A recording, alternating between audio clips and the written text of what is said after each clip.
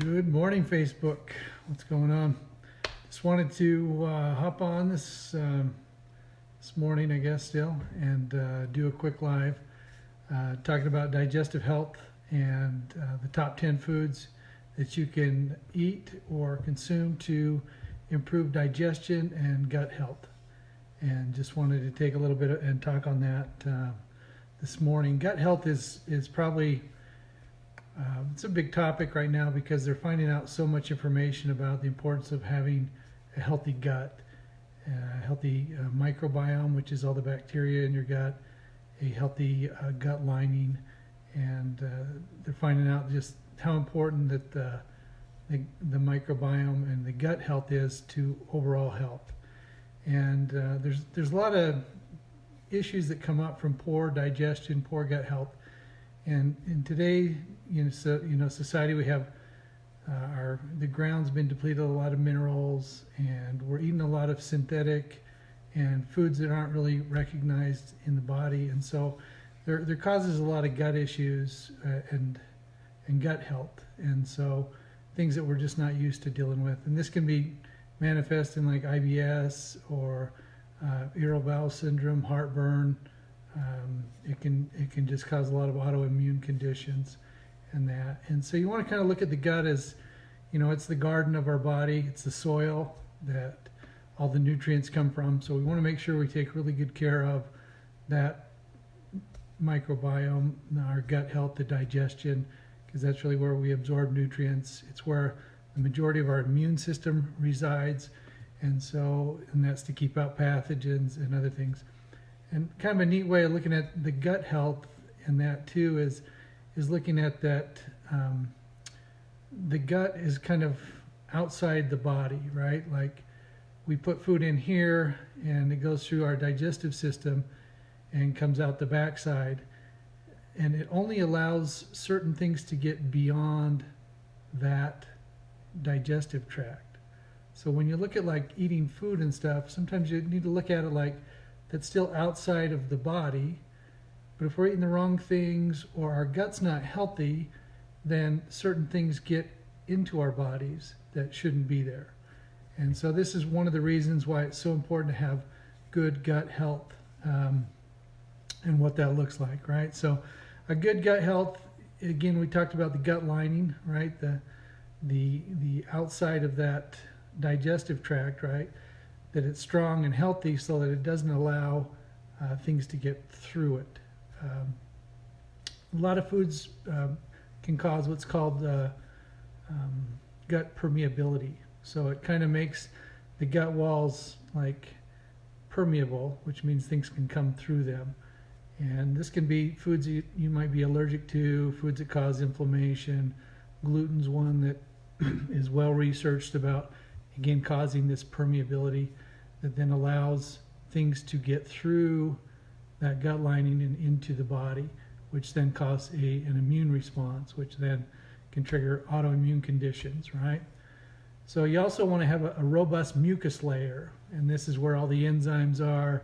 A lot of the immune system resides in that mucus lining, and you want to make sure that that's healthy. You want to have what's known as a diverse microbiome. So this is, our gut has trillions of bacteria in there, and you want to have a lot of good healthy strains of bacteria. More of the good, less of the bad. We're always going to have some of both, but the more we can get good bacteria and less of the bad, the less health issues it's going to cause. Just like creating good soil for a garden to grow, right? You want to make sure you have a good, healthy, diverse microbiome. And then you want to make sure you also have adequate stomach acid and digestive enzymes, those kind of things that go along with just making sure we're breaking down foods properly and being able to absorb the nutrients that the body eats, right? And so here's the top 10 foods to increase in your diet for good gut health. Number one is bone broth, right? Grandma's chicken soup. That's the number one food you could eat to aid with digestion, to aid with, again, it has glutamine, glutamate, which also helps protect that mucus layer and protect that stomach lining and the digestive tract lining, so it makes it less permeable. It's got a lot of great nutrients in there, and it can really help maintain the integrity of the gut. So it's a really good defense, again, strengthening that digestive tract and making sure that the immune system's functioning well and things aren't getting into our body that shouldn't be in our bodies. Number 2, meat on the bone. Has a lot of the same qualities as that grandma's bone broth, right? You're getting some of the minerals and nutrients from the bones as well as the meat. Again, glutamine, glutamate, which are great for the digestive system. Can also improve mood, joint health, and sometimes these cuts tend to be a little cheaper than some of the other prime cuts of meat. But again, meat on the bone. Sauerkraut and kimchi, these are fermented foods, some ancestral type foods. When people didn't have refrigeration, they used to ferment foods a lot to preserve them. And fermenting takes away a lot of the toxins and phytates, phytic acid, lectins that tend to be in plants. Plants, just like other organisms, don't want to die, so they have a lot of built-in defense systems. And so it's important to soak certain vegetables or ferment certain vegetables so that you're, again, being able to increase the bioavailability of those nutrients and being able to utilize them for your health. And so, again, sauerkraut, kimchi, that's number 3. Great choices for gut health. Almost anything that's fermented really has a lot of benefits. Along with that, number 4 is kefir, which is a fermented probiotic drink. They make that by adding it to milk or to coconut milk or coconut water if you are lactose intolerant. But again, kefir is kind of a fermented type. It's almost like a yogurt type of a drink, and can be very beneficial. Again, having been fermented, it helps aid the gut, it helps heal the gut and those things. Kombucha, again, another fermented beverage. You find this at almost any health food store. Comes from teas that have been fermented.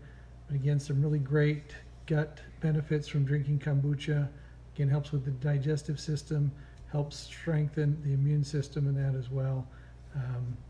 It can also heal stomach ulcers and give a lot of, again, aid and benefit to the gut. So, and just a note on probiotics and pills, like probiotics tend to work really good in a short-term scenario. Again, when you're talking about trillions of cells of bacteria, adding in a few billions doesn't really make a dramatic change on the gut microbiome, but it does help move things in the right direction. So supplementing with a good probiotic is important, but again, going out of your way to get some of those fermented foods really, really helps with, again, cultivating a good microbiome. A mix of non-starchy and starchy plants. Again, there's a lot of great dietary fiber in plants. Fiber helps keep the digestive tract cleaned out, including insoluble fiber, which can really, really help as well to, again, just be able to have good bowel movements and, again, cleaning out that digestive tract as frequently and as often as you can. Cooked and cooled potatoes. So this is kind of a new one that's come out in the last few years, and it's what's called resistant starch. You can do this with potatoes, you can do this with white rice, you can also do this with green plantains. So they found that if you heat up potatoes, let them cool, reheat them, let them cool, reheat them, let them cool, that it changes kind of the molecular structure of the potatoes, and it becomes what's known as resistance starch. So it becomes resistant to digestion, and then becomes good food for your gut bacteria. So it's kind of, we can't really consume and digest it because it's like this fiber that can't be digested well for us, but it becomes really, really good food for your gut bacteria, especially in in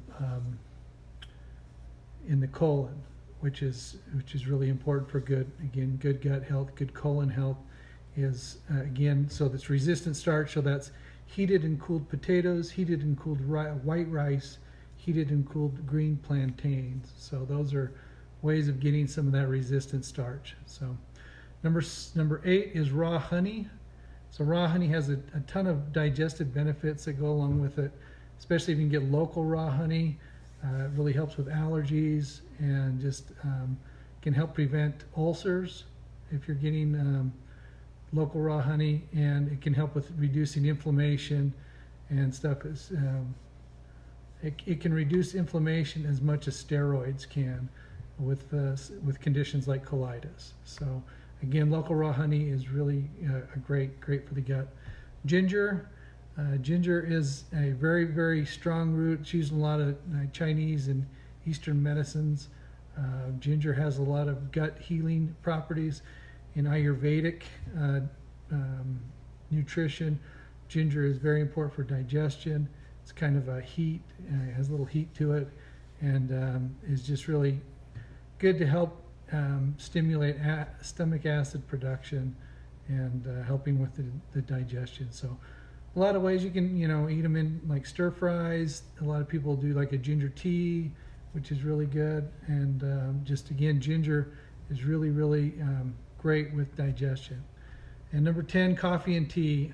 Coffee and tea can be beneficial with, again, digestion.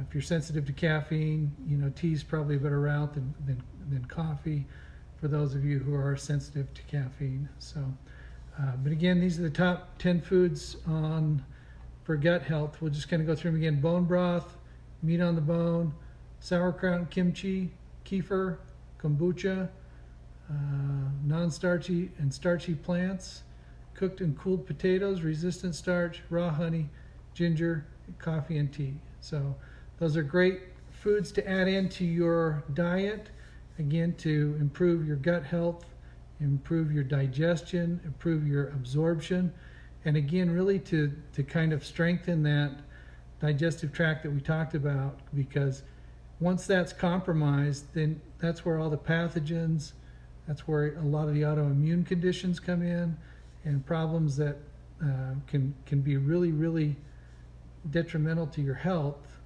if you're not taking care of not just the gut microbiome, but your gut lining, your intestinal lining, and really providing a good defense for your body, right?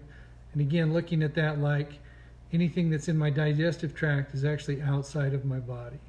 It only enters my body once it gets through the digestive system and then into your body. So having a healthy, strong gut is super crucial to improving your health, to maintaining your health, to keeping disease out of your life, to keeping some of those autoimmune conditions down. So again, top 10 foods. If you'd like a copy of that list, there's also three items on here to avoid eating. So if you'd like those 3 tips of what foods to not eat that compromise and damage, again, your gut lining, your digestive system, and compromise your immunity, send me a private message and I'll get those tips out to you today. So hope everybody's having a great day. Hope everybody's healthy. Hope everybody's happy.